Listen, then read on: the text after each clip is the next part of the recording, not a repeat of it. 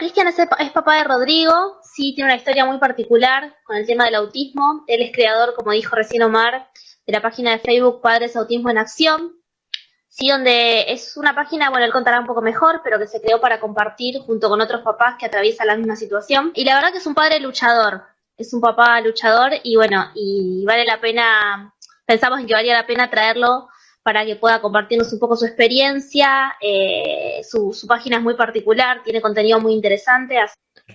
Bueno, buenas noches, ¿cómo le va? Me llamo Cristian Suárez, soy papá de Rodrigo, tiene 19 años, fue diagnosticado cuando tenía 6 años con el diagnóstico de TGD, trastorno generalizado del desarrollo no específico, que en su momento estaba dentro de lo que se llama el espectro del autismo y que hoy lo engloba todo como el trastorno del espectro autista, que es el TEA. El TEA. Bueno, Rodrigo cuando recién fue diagnosticado estaba en preescolar y notábamos algunas cositas raras eh, en su desarrollo dentro del preescolar y bueno, consultamos, consultamos con un pediatra que nos dijo que podía tener alguna sintomatología. Después consultamos con psicólogo, neurólogo, y llegamos al diagnóstico a los 6 años de edad. O sea, algo tarde para lo que hoy en día se está diagnosticando a los 24 meses, 26 meses o antes, inclusive. Pero bueno, encaramos el tratamiento que en ese momento era el mejor o el más usado, que era eh, eh, el diagnóstico cognitivo-conductual, el tratamiento cognitivo-conductual.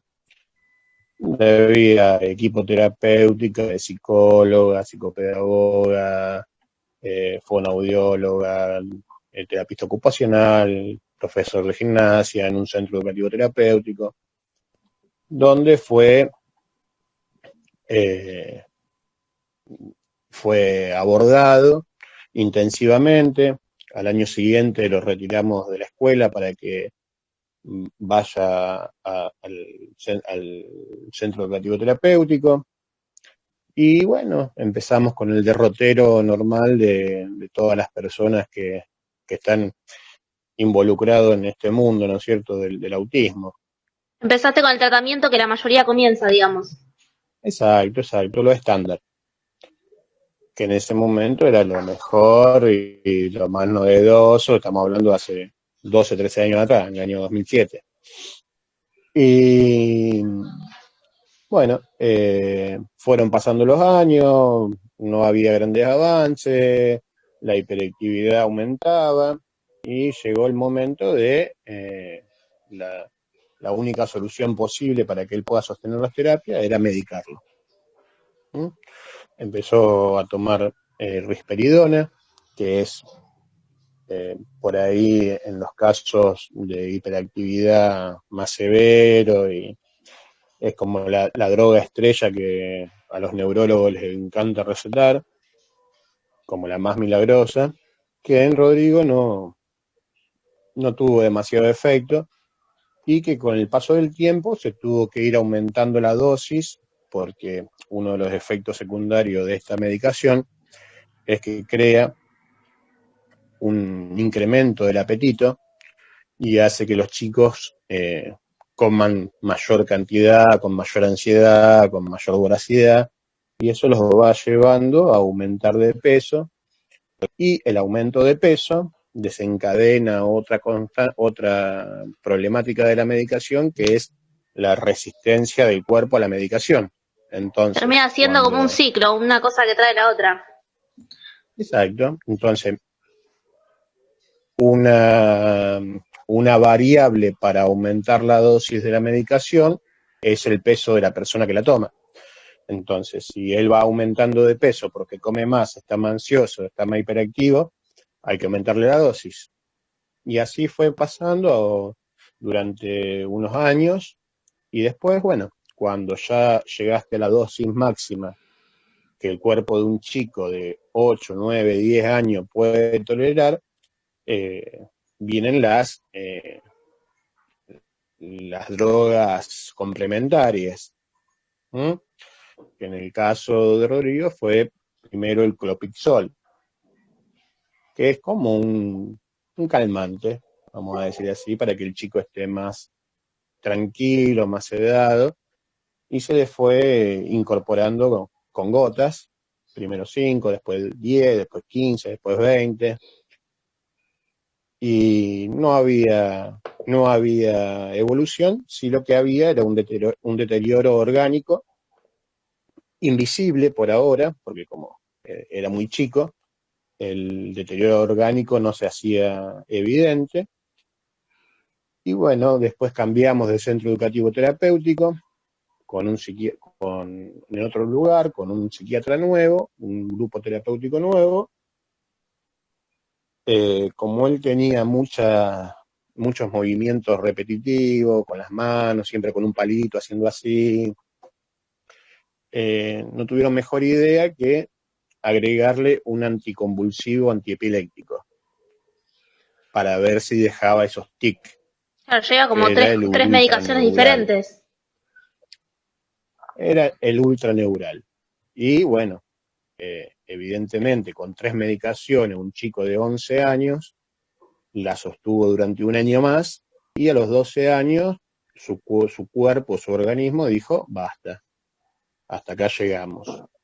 Y bueno, empezó a manifestar dolores intensos de estómago, empezó a estar cada vez más inquieto, más adolorido, con más problemas de hiperactividad. Y bueno, se le hizo un chequeo de rutina, porque todos los chicos que consumen drogas psiquiátricas tienen que estar controlados a nivel orgánico. El tema del conteo enzimático, todas estas drogas tienen un impacto a nivel hepático, a nivel renal. Una parte de la droga se metaboliza por el hígado y otra parte se metaboliza por los riñones. Todo lo que estaba dentro del metabolismo del hígado fue generando un conteo enzimático muy elevado, generó cálculos biliares en la vesícula, y eso fue lo que detonó que tuviéramos que operarlo de la vesícula a los 12 años. Cristian, perdóname que te corte. Sí. Claudio soy. Igualmente, un placer poder tenerte acá en el programa. Cuando vos te presentás delante de los médicos, como decía Lice, es un montón, es un medicamento tras otro medicamento, tras otro medicamento. ¿Te avisan que esto puede llegar a ocurrir? No, papi, no, es algo de nada, es algo de rutina que toman todos los chicos, va a estar todo bien, quédate tranquilo, nosotros estudiamos, nosotros sabemos, va a estar más tranquilo, va a estar mejor. Y la verdad que yo en ese momento veníamos de una mentalidad de que bueno, el médico, el que sabe, para eso estudió, para eso hizo una carrera de 6 años. Claro, uno va al médico medicina, y pone toda su confianza ahí. Y decímelo a mí, que este año empecé a estudiar medicina y me doy cuenta de que no se sabe nada de esto. Entonces esa consulta, esa famosa frase, ante la menor duda consulta a su médico, no es tan así. No, ante la menor duda consulte a un médico que pueda presentar resultados que avalen el tratamiento que va a hacer, como todo.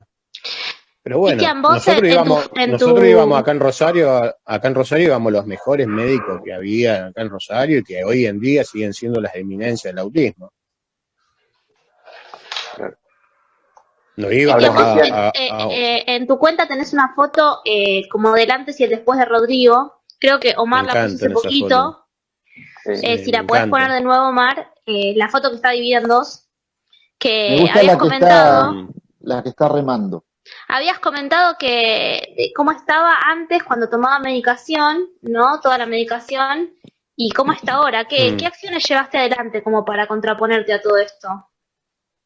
Como Mira, papá, ¿no? eh, yo como papá en ese momento estaba muy, muy confiado de los médicos, de los terapeutas, íbamos a todas las reuniones de los centros educativos terapéuticos, estábamos muy presentes.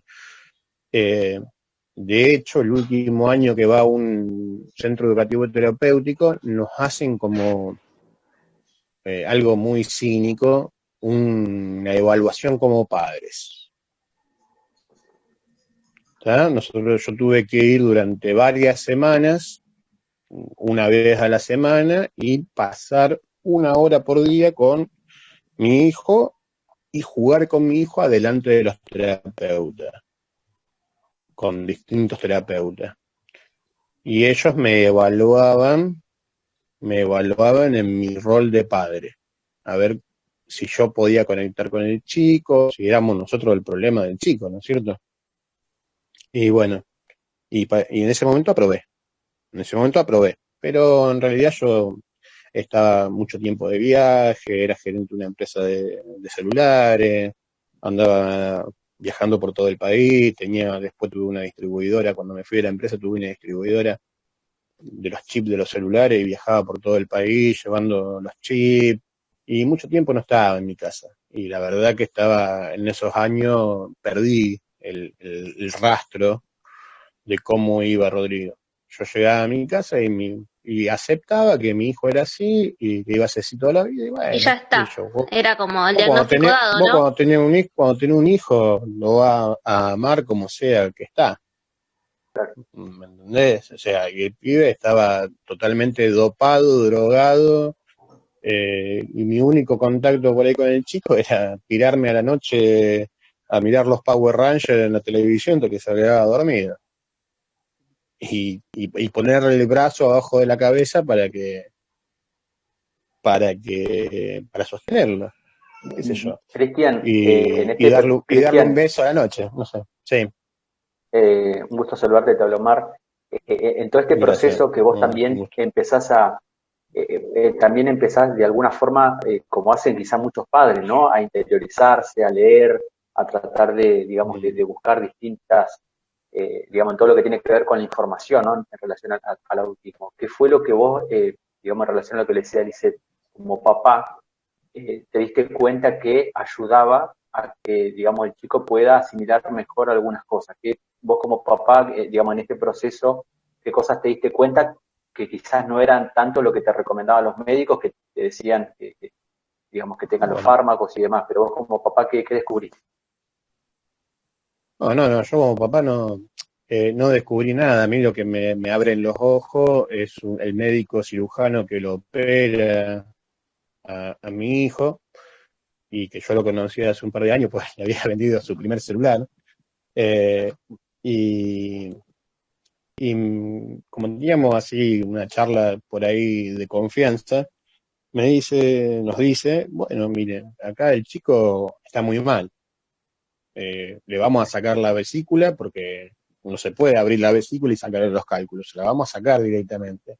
El chico tiene el hígado graso, tiene problema en el páncreas, tiene problema en el vaso, va a tener problemas en los riñones, o sea, la salud del chico es muy delicada y hay que tomar medidas. Entonces, que una forma de chiste o agarrándome para la chacota, como yo era un tipo que pesaba 120 kilos, estaba totalmente obeso, me dice, bueno, mira, la única solución que te queda con el pibe es que te pongas la pila vos como padre y sacarlo a correr 2 horas por día y a nadar 2 horas por día. Si vos haces eso y lo cuidás en la comida, en un tiempito va a estar mejor. Y entonces lo operaron a fines de enero del 2014 y en fines de febrero me voy con él y con mi hija más grande a San Luis, a Merlo. Y, y ahí, y ahí me doy cuenta realmente que después de muchos años era el único momento que pasaba solo con mi hijo, las 24 horas del día, y que lo veía que estaba mal, estaba totalmente ido, o sea, no respondía, vos le hablaba y miraba para otro lado, salía corriendo, vos lo llamaba, le gritaba el nombre y no te daba bolilla, estaba todo el día desesperado por comer, y la verdad que ahí tomé conciencia realmente que estaba muy, muy mal el nene. Y bueno, dije, subimos a una montaña ahí en Merlo, que se hace el avistaje del atardecer, y por eso de la primera publicación de la página es esa foto que estoy yo sentado de espalda con Rodrigo mirando el atardecer, y te digo, bueno, yo me pongo las pilas y en ese último rayo de luz, ese último rayo del atardecer, te prometo que me voy a convertir en tu ángel de la guardia. Y ahí me puse las pilas y digo, bueno, cuando volvamos a Rosario, voy a buscar la forma de poder ayudarlo yo, básicamente yo. Entonces volvimos, me voy con mi otra hija solo de vuelta a San Luis, a la capital, de vacaciones, así separado, y también hablando con mi hija, y, ¿viste? Me comentaba también cómo era la vida con el hermano y que esto del otro, y cuando volví dije, no, me meto, justo ya en marzo empezaban natación en el Club Sortu, de acá de Rosario, que ya él había ido 1 o 2 años antes a raíz de que tenía una acompañante terapéutica que era deportista, además de psicóloga, era deportista, y entonces le daba mucha bolilla a la parte de deporte, pero no lo podía tener mucho, porque viste, él no se dejaba. Y cuando vamos a la primera clase de natación, me toman los profesores y me dicen, mira, el chico solo no puede venir, porque no está en condiciones y era natación para chicos con discapacidad. No está en condiciones de compartir el grupo, ni porque no está bien. Digo, bueno, listo. Yo me meto a la pileta, ese día me fui, y la próxima clase me meto yo a la pileta con él. Entonces me metí yo a la pileta con él, y cuando me meto yo a la pileta con él, bueno, ahí me cambió la mirada totalmente de que yo también estaba muy mal, porque no podía ni siquiera nadar los 25 metros de la pileta, no me podía sumergir en el agua, o sea, me agitaba, yo Fue como fumaba un proceso muchísimo. para los dos entonces, ¿no? Como a la par. Sí, o sea, vos no podés generar un cambio en nadie si primero no cambia vos. O sea, si vos estás mal, no podés ayudar a nadie. Entonces, ¿yo qué hacía? Iba a natación yo por mi cuenta, con un profesor, y el profesor me daba clases a mí, y yo después iba con Rodrigo en otro horario y le hacía la clase que había aprendido con el profesor. Y así empezamos, me empecé a acompañar al centro educativo terapéutico, empecé a ver cosas del centro educativo terapéutico que no me gustaba en el trato, cómo lo manejaban, cómo hacían las recompensas como si fueran un adiestramiento canino, donde si el chico hacía algo bien, la recompensa era una masita. Y, o sea, yo sé de los refuerzos positivos, pero siempre me gustó que si el refuerzo positivo tenía que ser una palabra, si un chico que no se puede comunicar, que no se puede expresar, que no se puede conectar con las personas, hay que reforzarle la parte humana, la parte social, la autoestima. Y Cristian, te hago entonces me una empecé a consulta. meter. Sí. En todo esto, ¿cómo se te ocurrió crear esta página que vos tenés, que tiene casi 100.000 seguidores ya? ¿Y cómo fue que fue Sí. creciendo? Y la página en sí yo la creé, que el primer nombre que tuvo fue Padre Autistas en Acción, y por el término autista me mataban.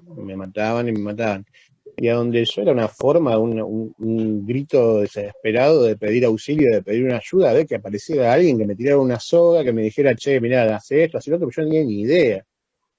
¿Entendés? O sea, la relación que yo tenía con el autismo, a pesar de tener un hijo con autismo, era la misma que tiene todo el mundo, de mirar las películas, de aprender así, que no tiene nada que ver, No tiene nada que ver, porque si vos te informás por lo que es el colectivo cultural, el colectivo social, el chico no avanza nunca. O sea, se va a quedar estancado porque vos aceptás que tu hijo va a ser así toda la vida, que es su forma de ser, que es una condición de vida y que le tocó ser así. Entonces, ¿Entendés? perdona que te corte, ¿no? Entonces una de las estrategias o claves, mejor dicho, para poder contrarrestar esta idea es no pensar que tu hijo o tu hija termina así, sino hacer todo lo posible para que no llegue a eso. Si vos como padre, digo, te resignás, tu hijo no avanza. Es que hoy, en el año 2020, tenemos todas las redes sociales, acceso a cualquier libro. Yo este año descubrí en la facultad que cualquier chico de 18 años, 19 años como mi hijo, que son mis compañeros, yo pido un libro y en un minuto me pasan un libro de medicina, de lo que... Yo no tenía ese acceso cuando Rodrigo era chico. Entonces, hoy tenemos el acceso a la información, entonces hoy el empoderamiento de los padres es como el caballito de batalla de todos los grandes popes del autismo, ¿me entendés? Claro. Y te dicen, no, tenés que capacitarte, tenés que entrenarte, tenés que estar presente, pero en ese momento los profesionales te decían, no te hagas problema, nosotros somos los que sabemos, vos no te metás, no te hagas, vos disfrutá con tu hijo lo que pueda, total él va a ser como una planta, vos para él va a ser como un mueble, no te va a reconocer. Es terrible, Y ¿no? Que te dan un veredicto ya. Sí, olvídate. Y te daban, viste, y te decían, no, porque cuando él llegue a los 18 años, 20 años, lo podemos internar y ya está, y ustedes hacen su vida y siguen con su vida y lo pueden ir a visitar. Y eso así te lo decían, ¿no? Terrible. Lo que quiero decir. Entonces, Cristian, una cosa, sí. Con todo lo que vos estás diciendo y para todos los padres que nos están escuchando, que tus palabras creo que significan mucha esperanza, ¿no? ¿Cuál es el futuro que ahora vos visualizas para tu hijo con todo lo que sucedió? El futuro es algo incierto porque si yo miro el futuro desde mi mirada del año 2012, 2013 acá, nunca pensé que iba a estar como está hoy, ¿me entendés? Que se puede relacionar, que puede venir con cualquier, mira un detalle. Yo siempre hasta cuando escribe, me iba ¿no? a trabajar, Hasta escribe algunas letras, estaba viendo. empezó primer grado este año en la escuela nocturna de adultos a la que él fue al preescolar. Mirá Pero vos. que ahora empezó la escuela para adultos en primer grado y nos agarró la pandemia. Bueno, 12 años. Entonces el futuro, nos agarró la pandemia. El futuro, como te lo preguntaba Paula, es incierto porque va evolucionando día a día. Pero que el futuro de cualquier persona es incierto. Claro. Tenga o no tenga autismo. Porque Claro. vos no sabés qué te va a pasar mañana, vos no sabés qué es lo que te va a suceder. Yo en este momento no pensaba, jamás hubiese pensado que mi futuro iba a ser dejar de ser Cristian para ser el padre de Rodrigo. Y que todo el mundo me conozca como el padre de Rodrigo. Cristian, el tema de haberte metido a estudiar medicina el año pasado, ¿fue a causa de Rodrigo o esa parte algo que vos tenías como vocación o que tenías una cuenta pendiente? No, mira, yo desde hace muchos años con el tema del deporte noté que el deporte de alto gasto calórico, de alto impacto, hacer mucha actividad física tiene una repercusión en todos los aspectos de la vida de una persona, tanto físico, orgánico, como cognitivamente. ¿Por qué? Porque el deporte genera todo un desarrollo de neurotransmisores que benefician a la sinapsis neuronal y que hacen que el cerebro genere la tan famosa neuroplasticidad, que es lo que te genera a vos, lo que te permite a vos tener un pensamiento abstracto, tener una construcción de la personalidad, una autoestima. Es lo que nos diferencia de los animales, digamos. ¿Verdad? Entonces, Por eso tanto problema hay con el tema de la pandemia y gente que es sana, digo, convencionalmente se puede hablar, que está teniendo muchos Obvio, problemas. Nosotros acá en nuestro programa obvio. hemos entrevistado a personas que, ¿se acuerdan el doctor especializado en problemas cardíacos de la Facultad de Córdoba, chicos? Él decía que después de la pandemia se va a registrar la mayor cantidad de jóvenes con problemas del corazón. Jóvenes. Obvio, porque cualquier persona, una persona no nació para estar en cautiverio.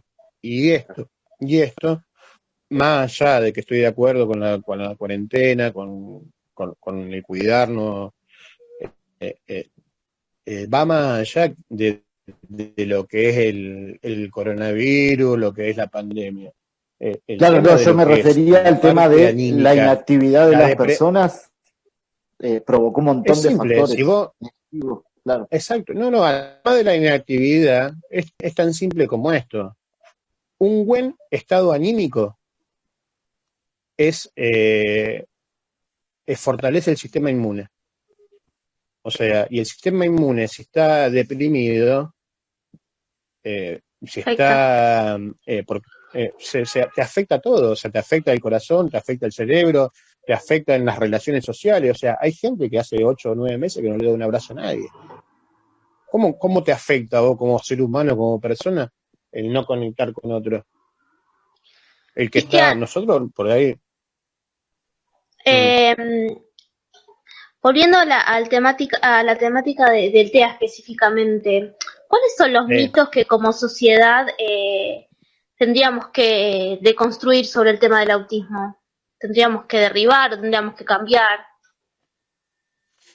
y primero, dejar de tener una mirada capacitista que se enfoque solamente en lo que la persona no puede hacer, sino que enfocarnos en qué cosas, de qué manera podemos lograr que la persona haga cosas.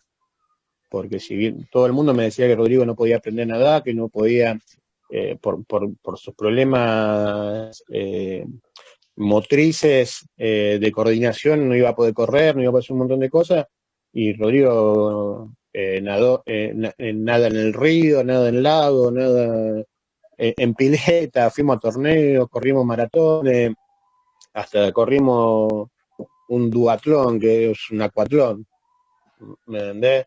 O sea, el tema es que nosotros tenemos que buscar de qué manera una persona puede hacer tal o cual cosa, con autismo, obviamente, y no ver cómo esa persona se adapta al deporte que nosotros conocemos.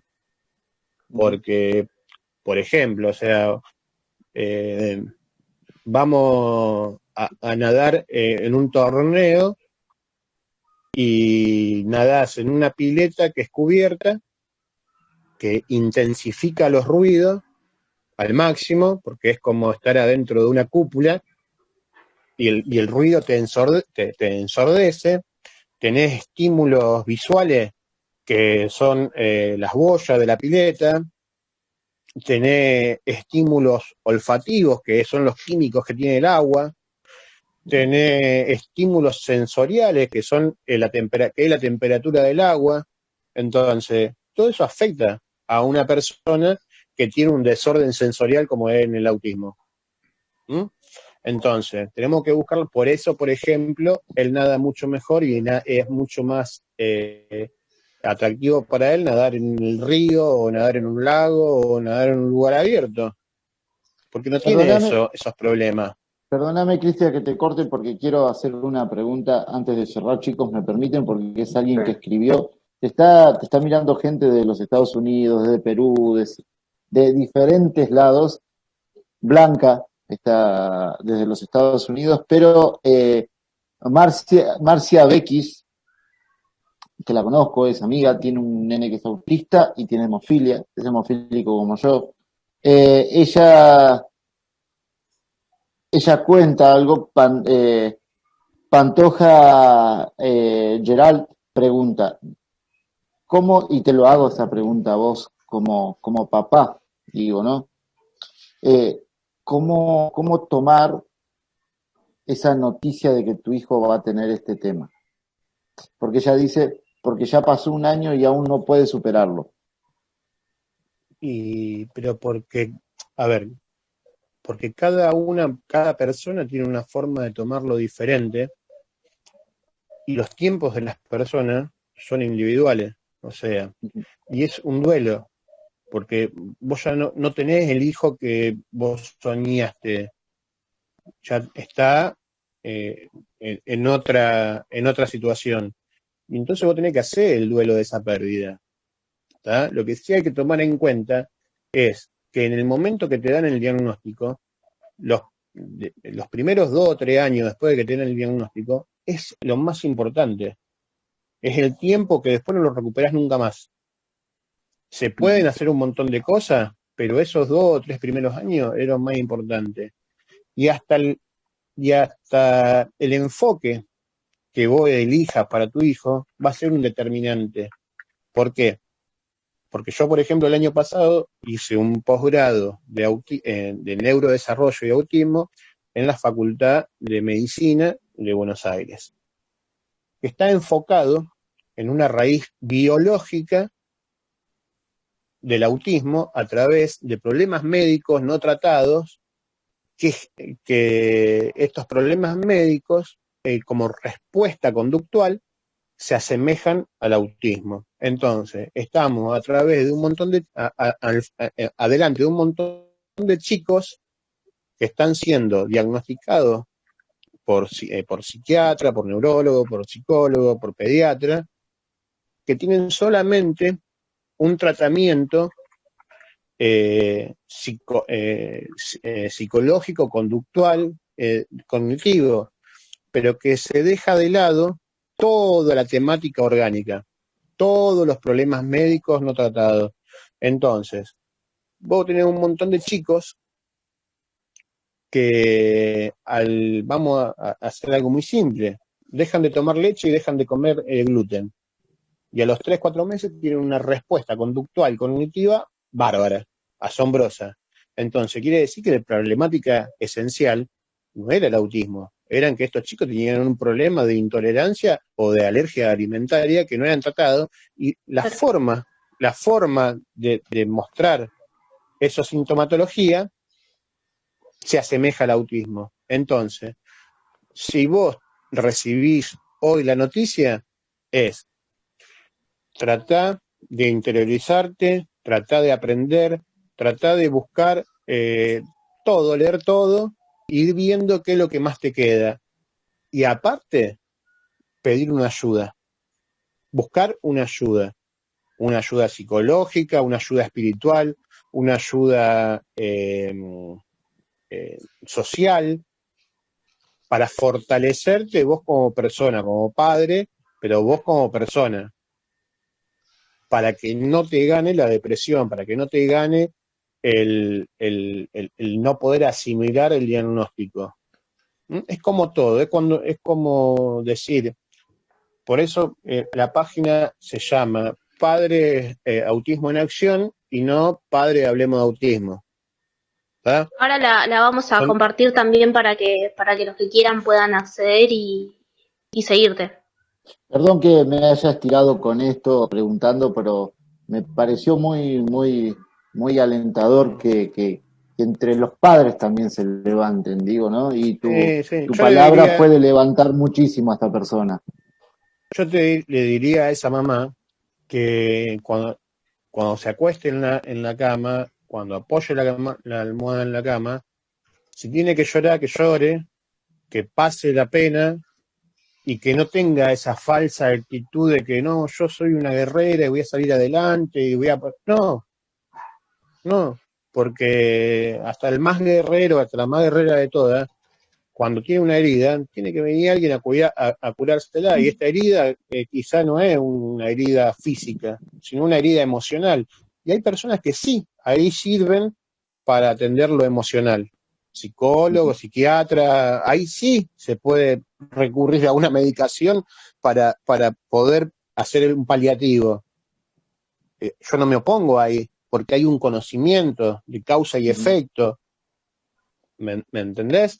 Entonces, pero que no se quede con la pena, y que no se quede con es una condición de vida, mi hijo va a ser así, y no.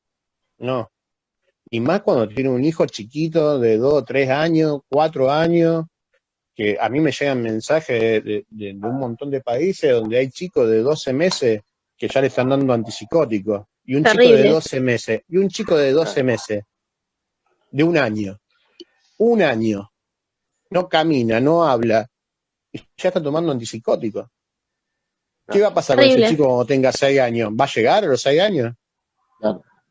Cristian, la verdad que está súper interesante el tema, estamos ahora un poco ajustados con el tiempo, creo que es muy importante lo que estás hablando, de hecho hay mucha gente que se enganchó ahí en el Face a comentar porque se siente Da muy para otro identificada. programa, ¿no? Da para otro programa. Da para otro programa poder seguir profundizando porque creo que es algo que hay que hablarlo, que hay que visibilizarlo y aparte de todos los mitos, ¿no? Que hablábamos que giran alrededor de esto, me parece que está bueno porque no lo contás desde un lugar lejano, sino desde tu propia experiencia y creo que hay muchos papás que se sienten identificados y que, como recién comentaban algunos, qué hacer frente a esta situación, ¿no? Cómo manejarse, así que desde ya muchas gracias y esperamos poder tenerte en otro programa, justo tenemos ahora una entrevista encima, pero estaría muy bueno poder seguir hablando y muchas gracias por poder tenerte en este espacio.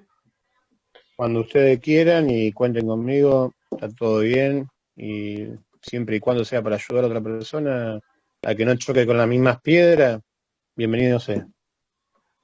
Bueno, gracias. Y cuando gracias, te recibas de médico, te vamos a tener también acá. También, sí. No creo que llegue ese día porque empecé a estudiar para poder entender lo que estudié el año pasado, pero me están agarrando ganas. Bueno, y gracias por lo que haces también por tanta gente, ¿no? A través de tu fanpage. Ahí pasamos el link para que todos los que quieran entrar puedan ingresar y ver los posts. Dale, Gracias, muchas gracias a ustedes, chicos. Te mandamos un abrazo, Saludos a todos. Cristian.